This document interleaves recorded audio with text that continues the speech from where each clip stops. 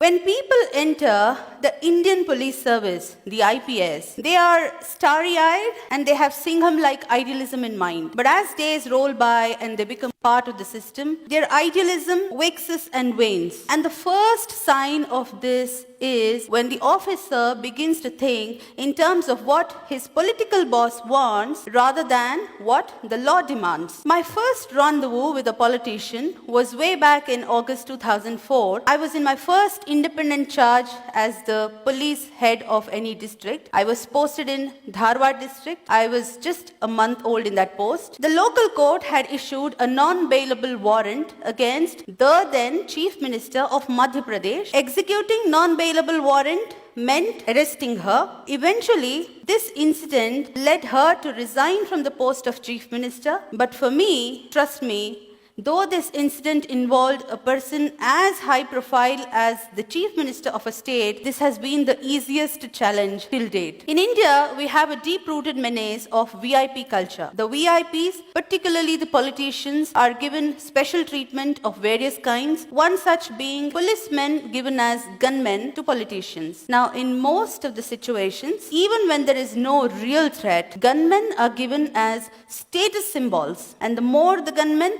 the higher the status it is perceived. And it's not an exaggeration at all that many a time most of these gunmen are used as boys to run errands. I was posted as the Deputy Commissioner of Police, Bengaluru City Armed Reserve, and my job was to supervise man management, personnel deployment, and therefore I took stock of the situation as to where my boys had been deployed. And to my utter shock, I found that a number of politicians, the public representatives, the MLAs, MPs, MLCs, and so on, had kept gunmen in excess of the authorized number they were supposed to keep. Now, I made a list. There were 82 politicians who had kept about 216 gunmen in excess of the number they were entitled. I started withdrawing them. The first resistance came from my own boss, who reprimanded me in front of my subordinate officers. Yet, undeterred, I completed the task. I withdrew till the last excess gunman came back to the unit. In the same stroke,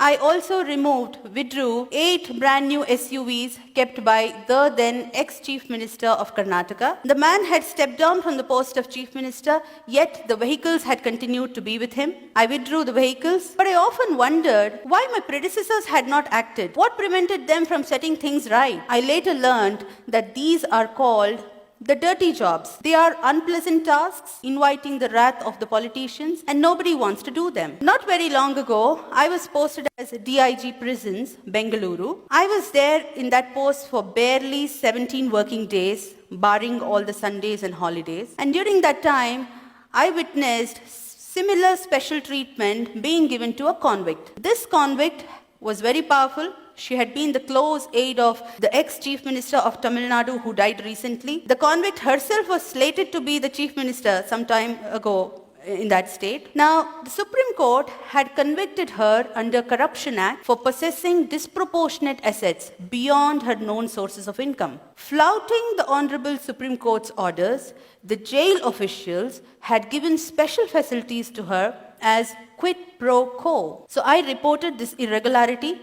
And soon after this report, a number of people asked me, was your act a well thought out one or something done at the spur of the moment? Frankly speaking, I did not think of the consequences. There was no need to, because I was clear in my mind that I had acted in a manner most transparent and accountable, which every public servant is expected to. Now, after this report, I was slapped a defamation suit notice. So what is the take home? If you stir hornet's nest, be prepared for all kinds of oddities and notices. Now the law is very clear, rules are very clear. If a public representative is booked or named in the FIR as accused, be it the MLA or MLC or MP, he cannot claim it as his privilege. There can't be any privilege motion against the person who does it. Yet, unjustifiably, I was slapped the notice. I was made to appear before the privilege committee of the state legislature a number of times, and it dragged on for several years. And now, what is the take home?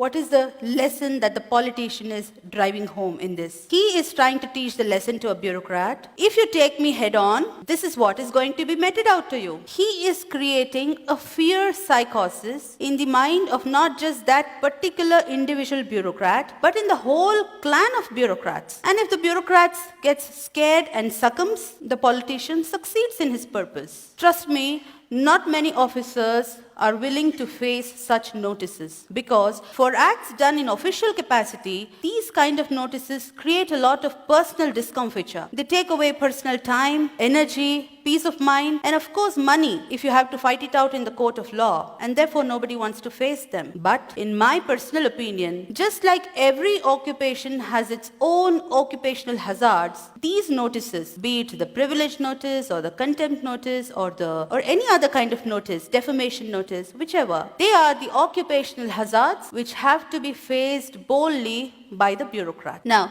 coming to the challenges that I faced as a woman in male-dominated police force, the peril is that the woman officer could be ignored, taken for granted, taken lightly. Her instructions can be thrown to air at times. I had one such shocking experience in Gadag district. In 2008, I was heading Gadag district police force. There was a powerful politician who had been a minister earlier. He addressed a gathering of his followers and made an inciting speech that made his followers to set ablaze on fire 3 government buses soon after his speech. Now, government buses mean public property bought out of taxpayers' money. I instructed my subordinate, the second in command of the rank of DYSP, to arrest the politician as he was prima facie guilty of abetment of the offense, and there was videographed evidence of his speech. Now, to my utter shock, not only my subordinate resisted, refused, but also kept on arguing relentlessly and kept lying to me that the politician had already left the town. I too did not budge. I had reached the police station in the morning and I kept sitting throughout the day. So it became evening, it became night. The clock struck 9 at night, 9:15, 9:30, 10. And finally, when the police staff saw that I'm not budging out, they somehow managed to get the politician to the police station. And then I instructed the station house officer of the police station to carry on the arrest procedures legally and to hand him over to the judicial custody, which was carried out. Now, upon the subordinate who had been lying to me, I took upon an inquiry and found that he was in constant touch with that politician over phone, though he had been lying to me that he was nowhere to be found. To this effect, I sent a report against the subordinate, the DSP, to the government as well as the Election Commission of India, because by that time election machinery was in place, and the government suspended him and he remained in suspension for more than a year. Now, challenges therefore are manifold, yet if the officer is willing to take risks, if the officer has nothing to hide, if he is clear in mind that he has acted lawfully and is fair, if he does not cling on to politicians for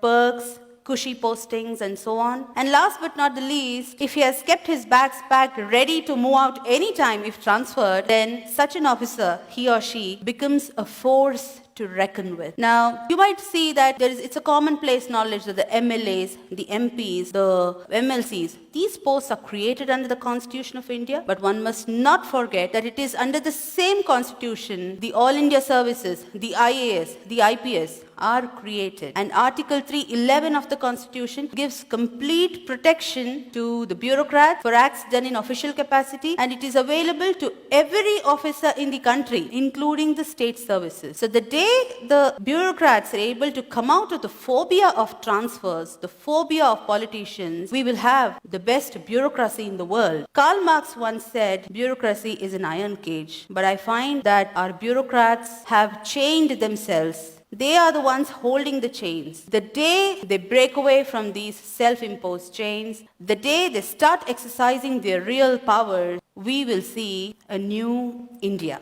Thank you.